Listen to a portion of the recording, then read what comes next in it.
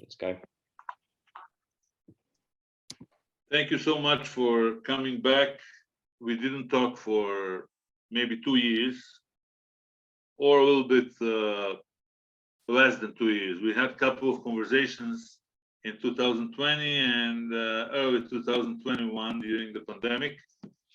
First of all, I would say, God save the king.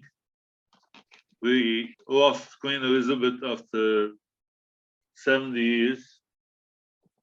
Do you think that her reign was marked by political stability,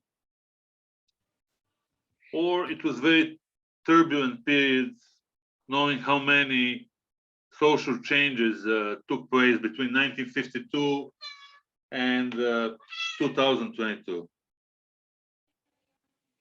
Yeah, thanks very much for having me back. Great to speak again. Indeed, it's an interesting time for Britain, because even though the monarchy is one of those things which most of the time is relatively invisible to people, to political life, it has a kind of symbolic role, and particularly a kind of calendrical or epochal role of summing up certain time periods. So already you have this kind of rush to historicize and hagioricize the reign of the late Queen Elizabeth II, and to kind of describe the texture of life in the second Elizabethan age, or to sort of describe it historically, which I think is quite an interesting moment. Whether there is any kind of coherence to that kind of move, I'm less convinced by.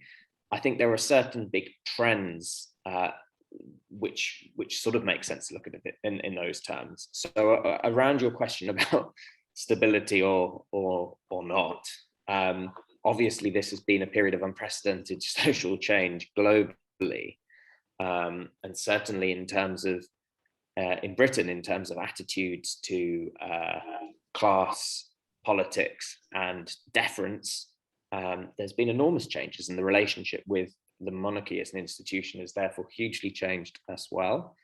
However, there is a kind of largely illusory stability by having an apolitical head of state, right? That's one of the purposes of having an apolitical head of state. But listen, do you think that she's a political head of state? Because we have some people who claim that the royal family still rules the country and controls political system within the UK.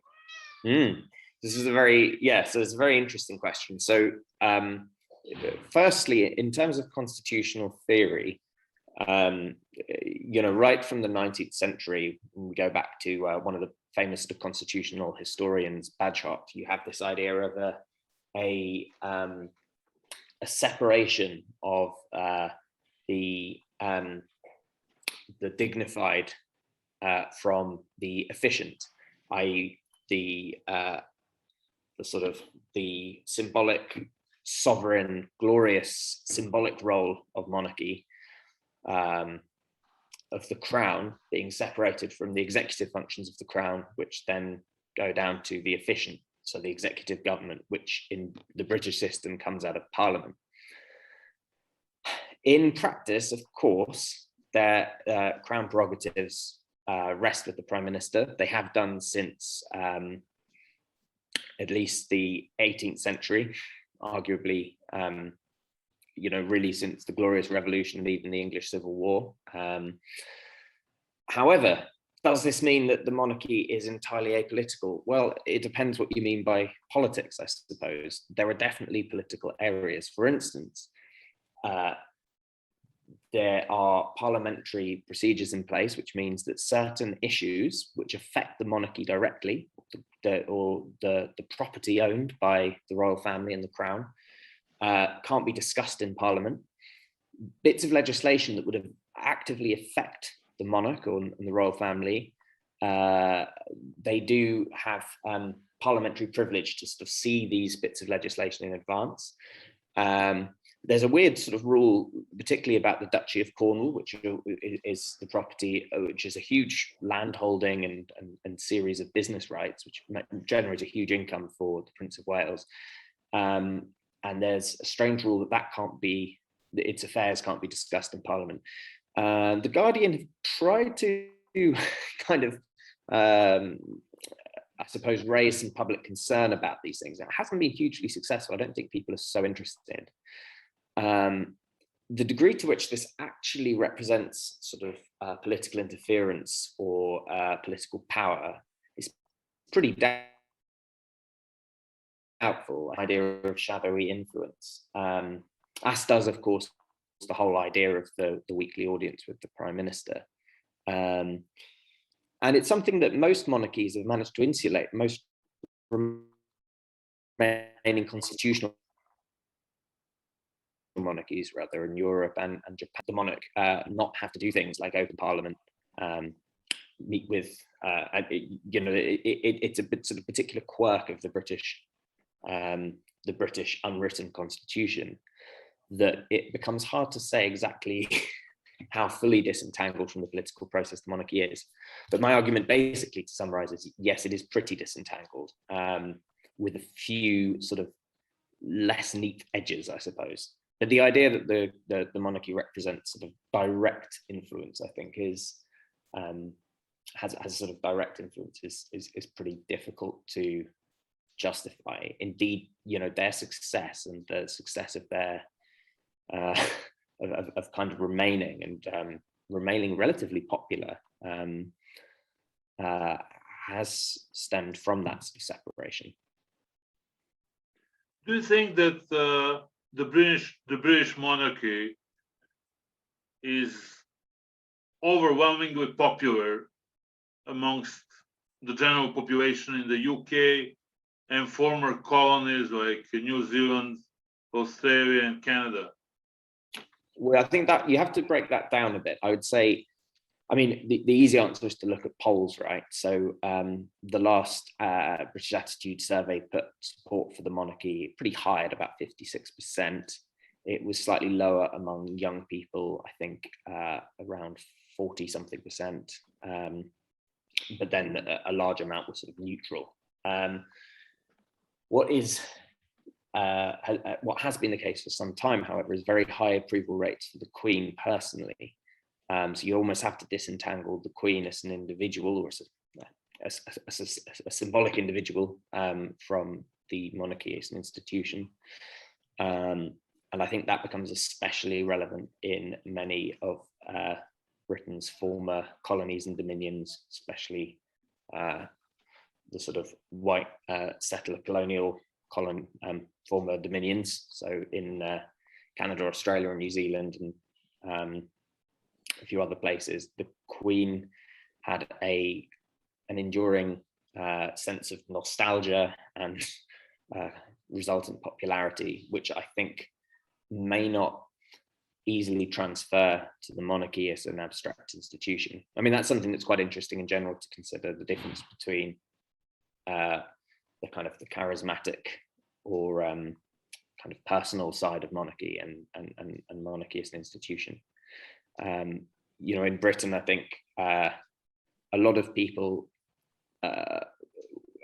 came to sort of associate the Queen, not, as we talked about, as a kind of a symbol for stability with the past.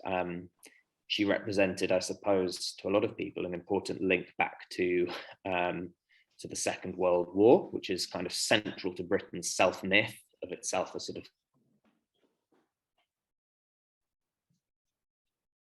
being, very important in the liberating the world from tyranny. Obviously these things can be complicated, but it sort of in terms of British myth making. So she's a link to that past. She's sort of a link to Winston Churchill and to her own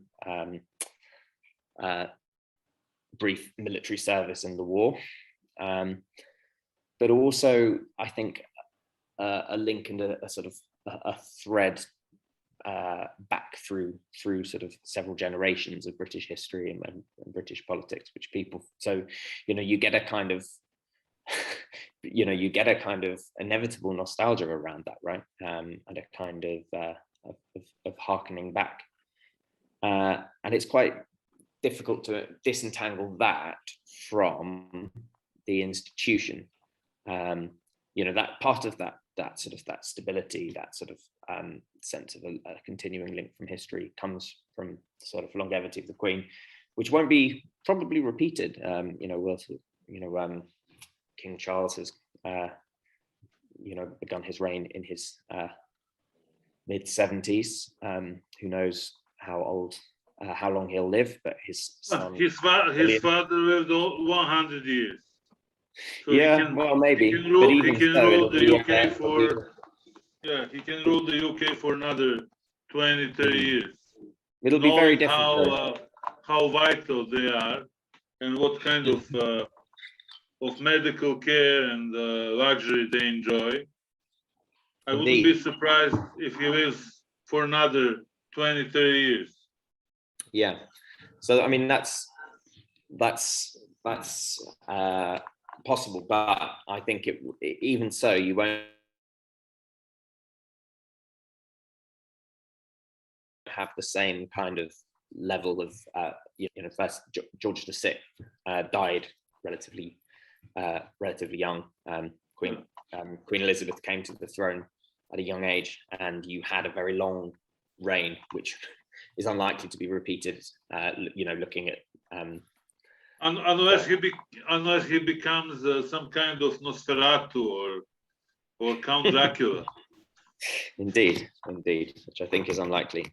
I mean, I suppose that I don't think it's a coincidence that vampires are always portrayed by different artists as a member of aristocracy. Yes, it has something to do with the class struggle between different groups within the society. But how Republican idea is popular, how Republican idea is strong within the UK? I mean, I think they've always been a not unsizable minority view, and generally relatively well integrated. It's generally sort of, I suppose, in sort of intellectually and socially respectable position to some extent. But I mean, it was interesting to note how even papers like is during the immediate aftermath of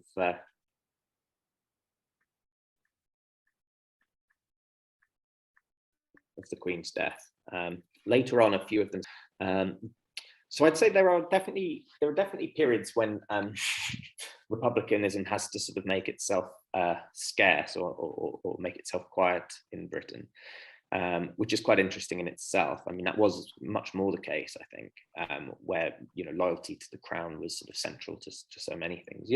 Even at my my former university, there were still all sorts of references. There were members of the royal family had served as chancellors of the universities. You had toasts to the Queen at official functions, all sorts of things like this. And I mean, it's interesting that Keir Starmer, in repositioning the Labour Party from the sort of from relatively left-leaning to sort of just about left of centre, reintroduced the singing of the national anthem at the Labour Party conference, little symbols like this. So it's a sort of symbolic gesture towards unity and towards some idea of kind of British nationalism, I suppose, which is very tied up. I think you'd have to separate that, though, from people's personal affection for the Queen, which is quite a difficult concept to get one's head around, I think, especially when you think of the huge international sort of interest and international following. And this is, someone whose constitutional position basically precludes them from taking any opinions or showing any personality at all, or very little, very minimal levels of permitted personality. And I found this puzzling in some ways, but then I reflected on the sort of constant scandal and infamy and celebrity that's followed most other members of the British royal family and quite a number of other royals. Prince Andrew. Well, precisely, Playboy. a particularly flagrant example. Yeah. But or others too. whoremonger. I mean, He's more of a whoremonger than a Playboy type.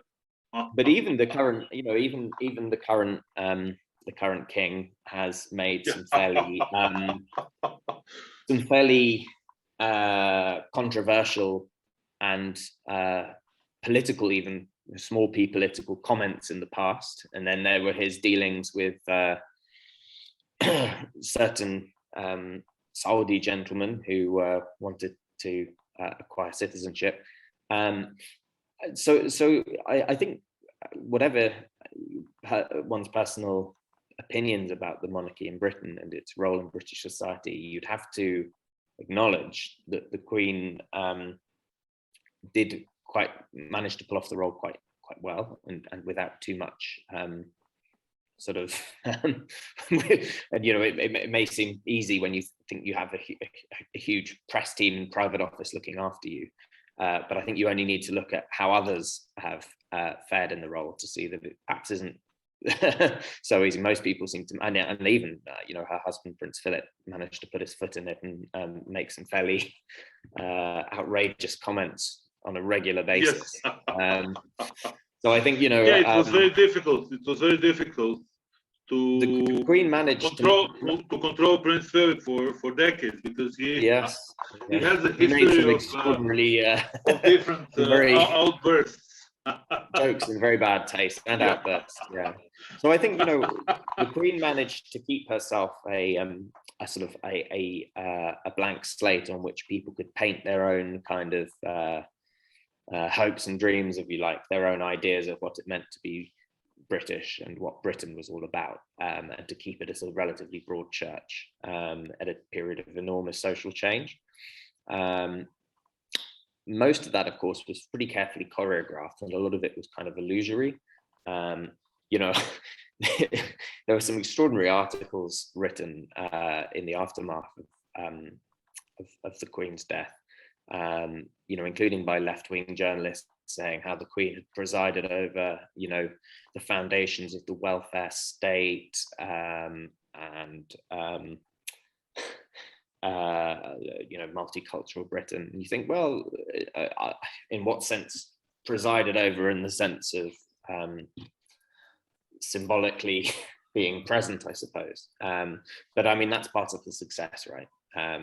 Of the institution has managed to make itself to a degree uncontroversial, and the more controversial elements, especially the money and the financial side, the privilege, but also just sort of the use of wealth, are generally sort of I suppose less visible, and certainly are at the moment.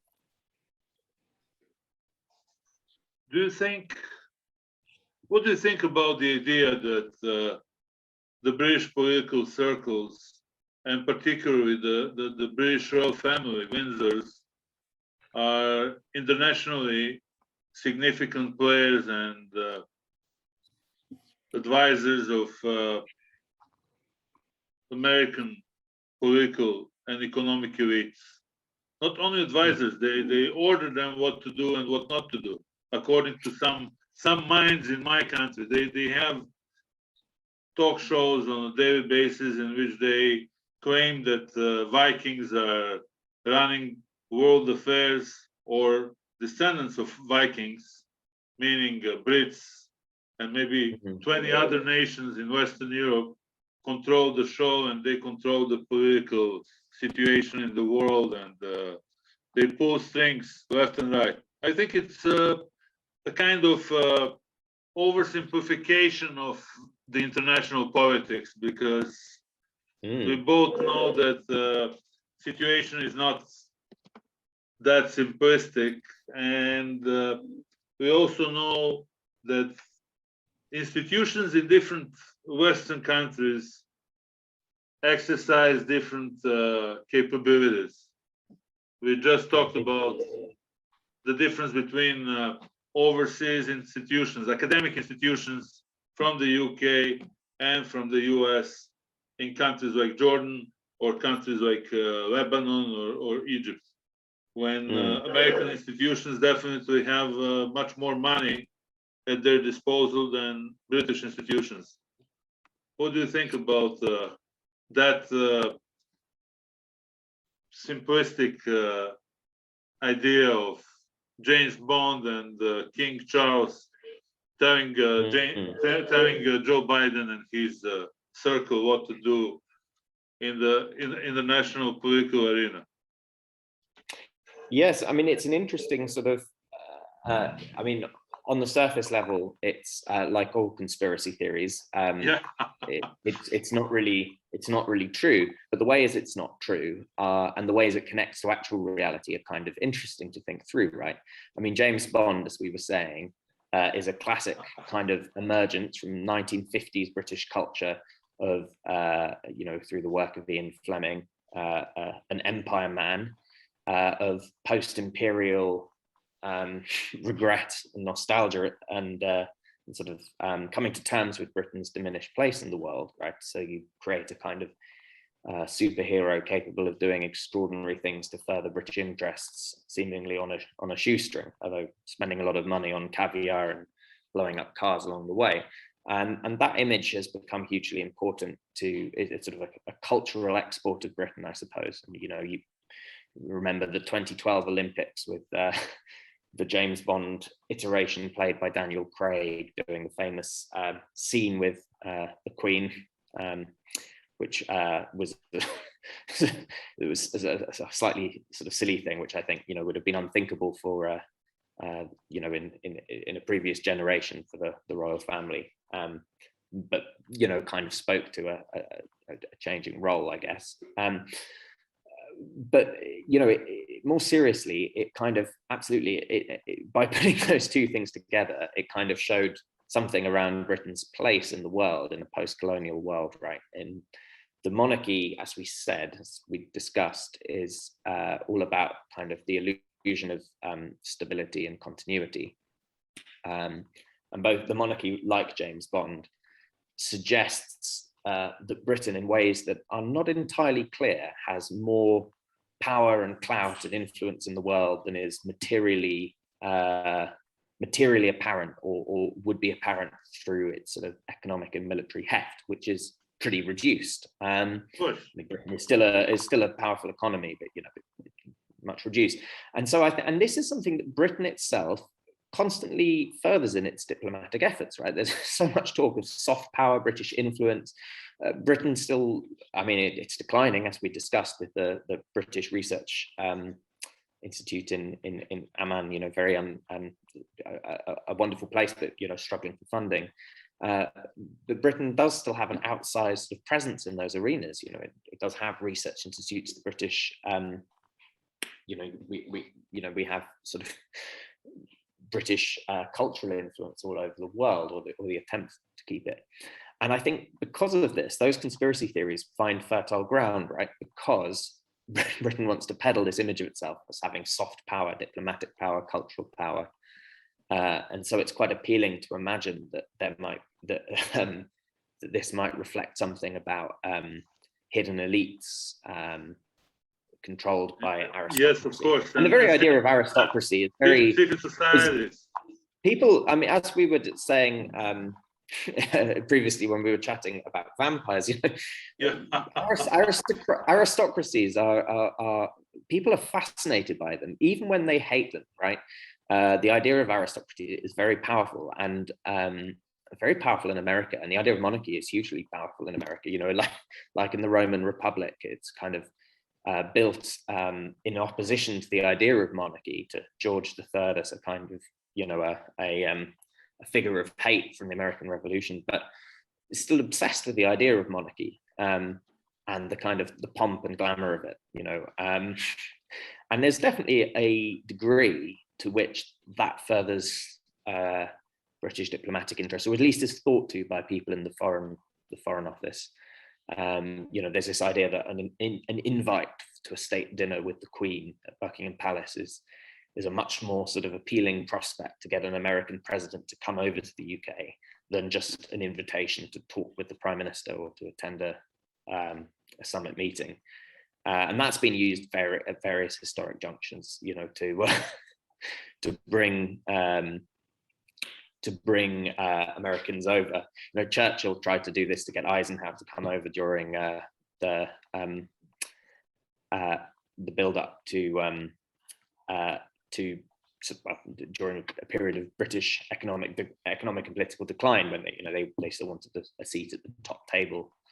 And I think that's kind of persisted to some degree. I mean, I think to call this political influence would be probably a step too far. I think it's kind of illusory. But the power of symbols, I'm an anthropologist, the power of symbols and monarchy as a symbol is still hugely significant in our thoughts. And we could talk a bit more about that sort of symbolic side, I guess, if you think that would be of interest.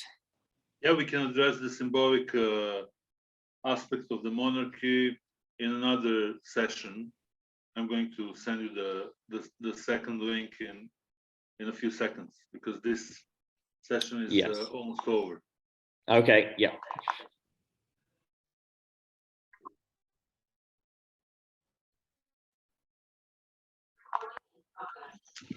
So we were talking about symbols and the importance of symbolic image of the British monarchy.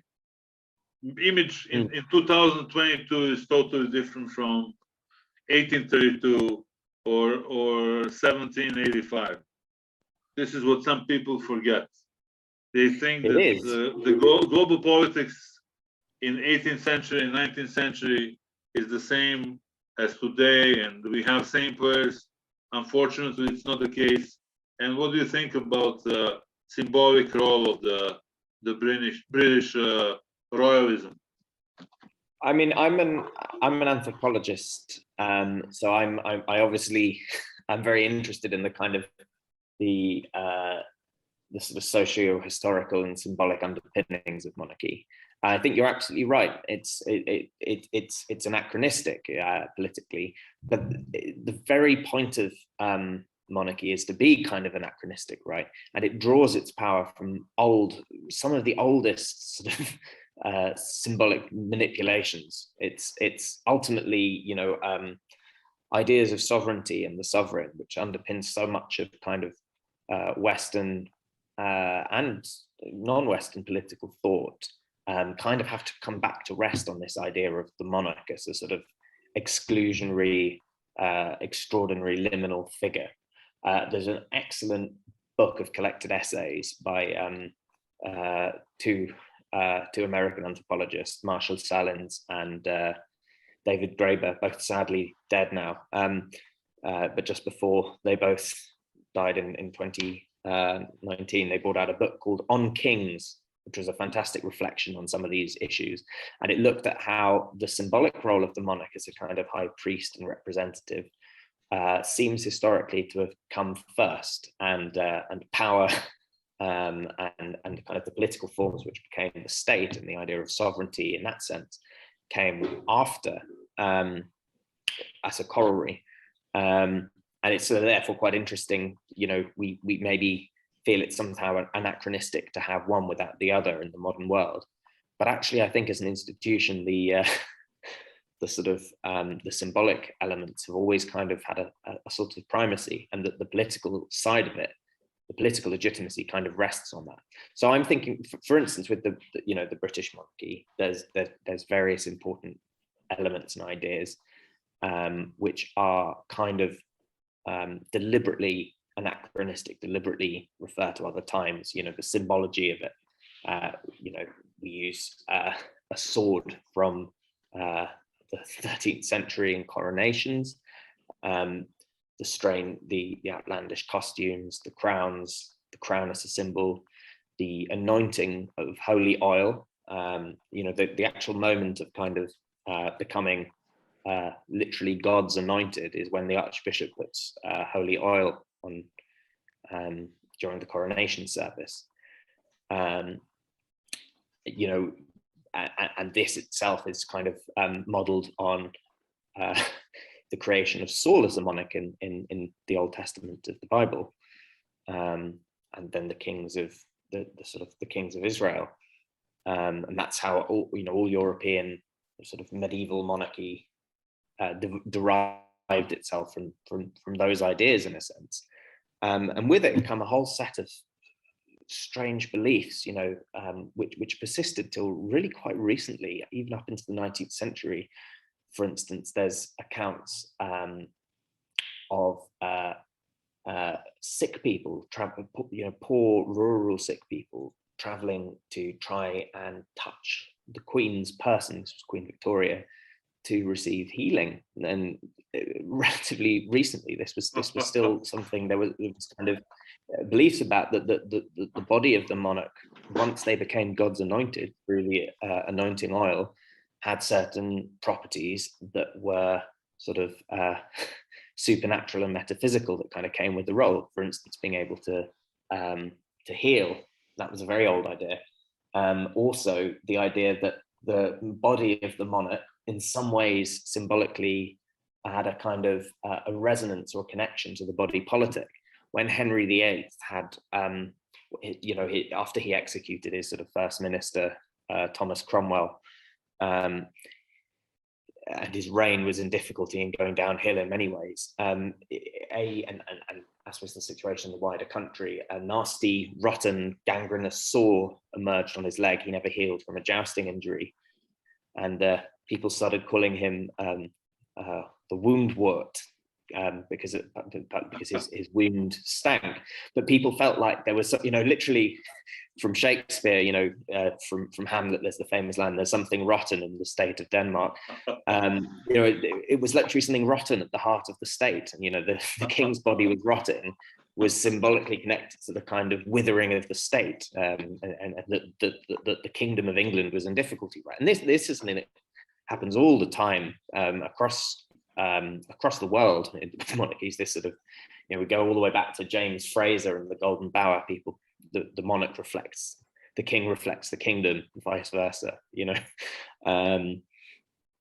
And even the idea of bloodlines. One way people have tried to analyze this and sort of make sense of its place in the modern world is this sort of Bachtian idea from Bakhtin of the chronotype, the idea of sort of the power of things from other times. And I think there is some that does get some purchase on the idea of monarchy, that these old ideas they're sort of abhorrent to the modern sort of sanitized, bureaucratized political world, where we don't like to think too much about kind of the sort of the charismatic and supernatural elements of power, but actually symbolically they're still quite resonant, and we do so much in terms of this, the way monarchy is treated, the fact that they have this sort of sense of deference, excluded from politics, enormous privileges, the castles, the palaces, to kind of keep these ideas very slightly alive, which I find quite interesting. And you can do this with, even while stripping the sovereign of any real sovereign powers, putting them elsewhere. So, there's lots of anthropological examples, which Marshall and Grayberry explore in their book. Some quite classic ones of places where you have kings or kingly figures. For instance, one of them, there was a small kingdom, a small sort of kingdom called the Shilluk Reth, which was in the Anglo-Egyptian co-dominion of Sudan. It was a little sort of statelet among a Nilotic-speaking people called the Shilluk in Sudan.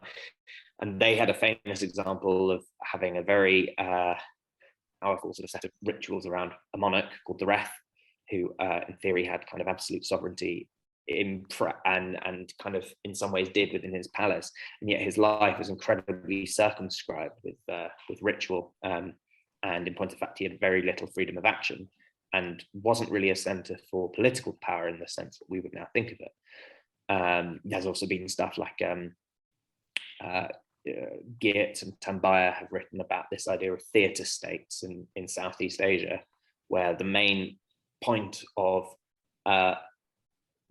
monarchy is not to exercise power, but to enact the role of monarch, the ritual and sort of symbolic role of monarch, right? Put on the show of monarchy. And you get drawn into things like raising armies and imposing taxes just in order to fund enacting the role of monarchy. So there's lots of interesting anthropological ways of thinking of this. There's this sort of older idea behind it all of, if we go back to Weber and the idea of the sort of threefold division of political power into sort of traditional legitimate authority, which is sort of classic monarchy, the charismatic authority of prophets, revolutionary leaders, and renouncers of systems, and then kind of bureaucratic authority. And monarchy has tended to have an idea of, it was largely in the first category, but it's always had a hint of the charismatic of it, of the mystical sort of power of the monarch, right? And I think, some of this may seem like it's the oldest of old ideas, right? And completely irrelevant. But when you have someone who can exercise the role relatively well and with sort of dignity and restraint, some of these ideas can remain unchallenged for a surprisingly long length of time. There's this classic Italian novel, Il Gattopardo, The Leopard, by Prince Giuseppe de Lampedusa. And in that you have this brilliant thing about the Bourbons at the beginning and how the Sicilian nobility kind of feel they ought to be loyal to them, but also know that the reality of the monarch can only differ from the ideal for so long before the ideal itself starts to suffer. And clearly a series of incompetent or obviously human and flawed figures will often eventually ruin a monarchy and will tarnish the idea. But the brilliance of and the complexities of kind of genealogy, working out legitimacy, is that it can always be disputed. There are almost always, or have been historically, grounds to dispute legitimacy, who has the legitimate claim to monarchy, in various different ways depending on the system. In Britain, there were various ways in which almost any dynasty could be said to be illegitimate. People think only Charles I was the only king who died by regicide, to be executed for treason by Parliament. In fact, Richard III died in battle and a usurper took his crown. Richard II was usurped by his cousin and starved to death. Edward II was murdered in favor of his son. There've been all sorts of shifts. You can always find another dynastic claimant. And the brilliance of this is that when someone falls too far from the ideal historically, you're always able to suggest that they were never the legitimate claimant. The legitimacy is always associated with the enaction of the role, right? So if you're not enacting the role well, you're not legitimate, and someone else can be found. It's kind of like the old adage of treason never prospers, because when it does, no one calls it treason.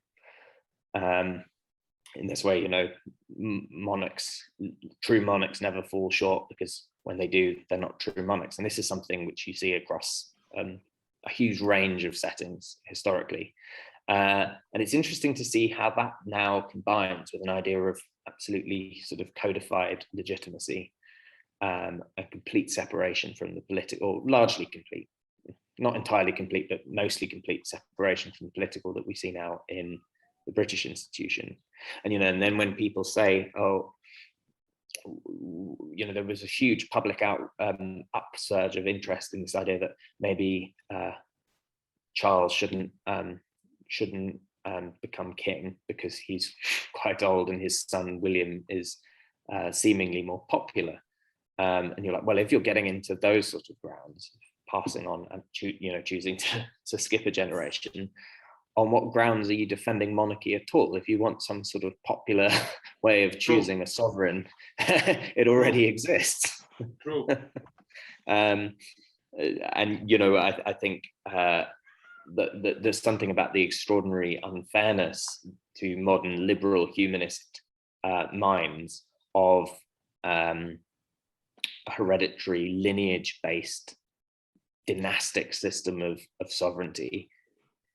Is again, it's about that kind of atemporal, anachronistic weirdness, right? Which helps, in Salin's and Graeber's terms, make the monarch a stranger king. We had this idea of the stranger king in a lot of anthropological settings, that monarchs are often figures with kind of liminal power between a power that comes from being outside of or between categories, right? Sometimes literally the idea that the monarch is a different sort of person or from a different place to other people, a stranger that's come into society or whose family were strangers. Jordan, in some ways, with the Hashemites, literally a stranger king in some senses, and still the sort of idea that they came from afar to arbitrate between the tribes. But this is a really common idea, right? The idea of stranger kings. And I think the idea that this system is totally outside and alien to the kind of liberal humanist tradition in its sort of idealized form is part of its kind of lingering symbolic power. Yeah. First of all, we are far from a proper constitutional monarchy. We actually have an absolutist monarchy in Jordan, and the lineage goes back to Mecca and Prophet Muhammad, if we're talking about Hashemites. So the case of Hashemites is a bit different than the one of Windsor's. Plus, they managed to run important religious sites and holy sites in Islam for 800-900 years. But again, there's an idea of the stranger kings, right? Yeah. In that someone neutral came in from afar to arbitrate. Yes. And actually, even historically, the idea of the holy sanctuaries, what were these places? They were places of neutrality within complex systems of tribal rivalry and dispute. True. Right? Someone was going to pacify them. Yeah, and they were often places, therefore, like the Prophet Muhammad himself in Medina, they were places of arbitration, right? True. And a lot of the Sharifial power comes from this idea of being custodians of the shrines, but also of being arbitrators. And I think it's interesting, you look at how, when Abdullah I was sort of establishing his emirate in Transjordan, the executive bodies of government were often run, at least at first, by Hijazi and educated Syrian and Palestinian ministers. But he himself spent most of his time dealing with tribal business, right, with the arbitration of tribal disputes and visiting tribes. Partly this was a facet of the military reliance of the emirate on people like Mithgal al-Fayez to defend them against the Ikhwan incursions out of Najd from the Saudis. But partly it also was part of the traditional role of the Hashemites, And it is interesting, just as the last point to say about that the Hashemites, are so closely associated here, therefore, with, in some ways they're imposed during colonial times. But because of that, their legitimacy has to come from both the historical idea of custodianship of the holy places, moved now from Hijaz. had a plane to Jerusalem, True. but 12 Quds, but also this sort of founding. We talked about Britain's sort of myth now has become the Second World War. Obviously, for the Hashemites, it's the Arab revolt, right? The Thawra al-Arabiya. This idea that there's a sort of a heroic past which associates them with Arab nationalism and with liberation from an imperial power, and kind of therefore disguises involvement with another imperial power, right? But the problem is that when they initiated the Great Arab Revolt in 1916, most of Arabs didn't support Hashemites. They were loyal citizens of the Ottoman Empire, and the movement wasn't very popular amongst Arab population in Levant and Hijaz. Yeah, I mean, I think Professor Eugene Rogan wrote about that in his books. He did, the American historian specialized in World War I and the Great Arab Revolt. Yeah, certainly. I mean, it's very hard to know in retrospect. I think we can definitely say that if we think of like sort of the nationalist secret societies like Fatah, these were very small elite networks, mostly made up of military officers and professionals. And I mean, the whole idea of the sort of Arab Nahda in late 19th century Syria, it had very narrow foundations, right? I don't think anyone would dispute that. And the broader appeal of the sort of the Hashemite Sharifs in Mecca is even more doubtful. I think Faisal had an important role in linking Fatah and the sort of the officers with with his father Hussein in Mecca. But I don't think you can.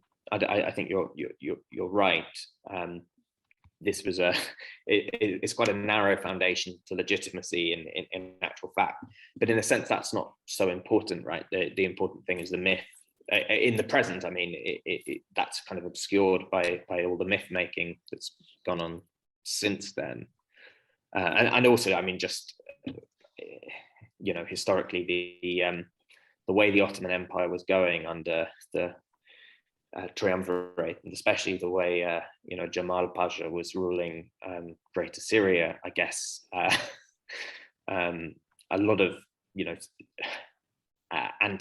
anti-Turk feeling was going to inevitably emerge, right?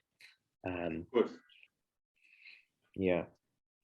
So for the last question is about the future of European monarchies. Do you think that European monarchies are bound to become republics? At this moment, we have, if I'm not mistaken, 8 constitutional monarchies in Western Europe. I think it's always a mistake to imagine anything is bound to happen. I believe in kind of historical contingency rather than any particular teleological direction to history. And I think things that seem anachronistic can suddenly cease to be so when circumstances change. So I think it would be a mistake to kind of suggest that monarchy is doomed as a concept. It's been weakened by various facets of modern political economy.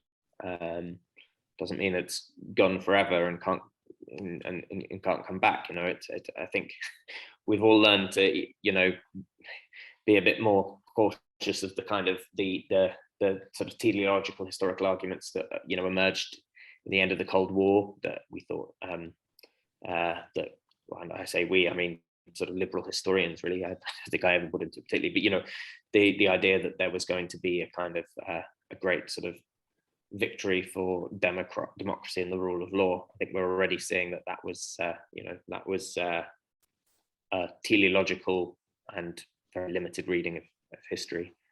And I think the same is probably true about monarchy. You don't want to assume that things will run in a certain direction.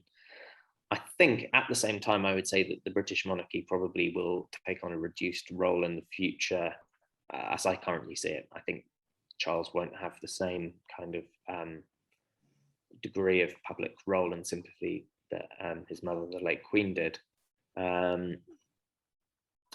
Will it disappear entirely? I'm not sure. As I've said, I think institutions and anachronistic institutions and odd bits of symbology can often have an enormously long afterlife, even when they're removed from the sort of political economic realities that initially gave them power and meaning. So I reckon they could go on for a long time. Thank you so much for this interesting insight. We can continue talking about different models of monarchies. This time we mostly spoke about the constitutional monarchy in the UK, and we partly also discussed the absolute monarchy in Jordan, which is completely different example. And maybe in the future we can talk about that issue in future talks, in future discussions. Hopefully nobody's going to arrest me because of these conversations, but we'll definitely comment on monarchies in this part of the world. Some people claim that MBS is a great reformer. I have some skepticism. I don't think that this guy is stable, and I don't think that he's genuinely interested in promoting democracy and human rights in Saudi Arabia. Even these reforms that some people are so excited about are probably part of his maneuvering with Western centers. And we both know that Saudi Arabia is criticized for its terrible human rights records from the time immemorial. So probably he's trying to balance this. And by allowing Saudis to go to cinemas to organize different festivals and to allow women to drive cars, he's making some compromises, but it's still far away from any form of normal and decent secular society. And I don't think that it's going to be changed anytime soon. I would like to thank you for coming, and please send my regards to our mutual friends. Indeed. Well, it was good to talk again, and yeah, I hope we'll talk again soon. And yeah, we're going to meet up in person. Yeah, all the best. Thank you so much. All the best.